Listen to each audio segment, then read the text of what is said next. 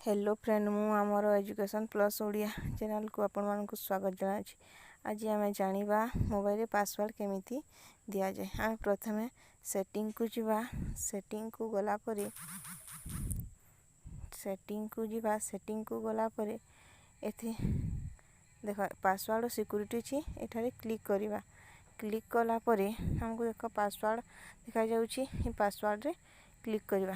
Click करा परे जदि आम नुआ करी पासवर्ड देबा ताहले एठारे हम पासवर्ड देकी नेक्स्ट करिबा। जदि हम प्रथम रु पासवर्ड दे सारी छी ओ पासवर्ड चेंज करिवार अछि ताहले आम जे पासवर्ड को प्रथमे देइछा सेही पासवर्ड को एठारे टाइप करिबा।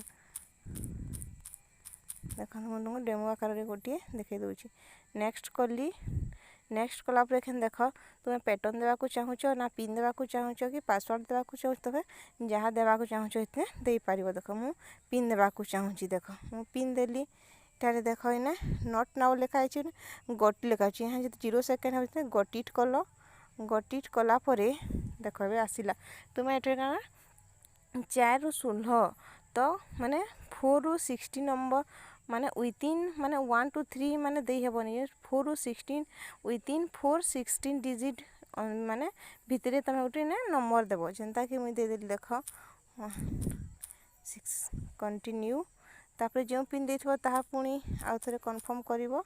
ओके पासवर्ड सेटिंग हो गेला। Thank you.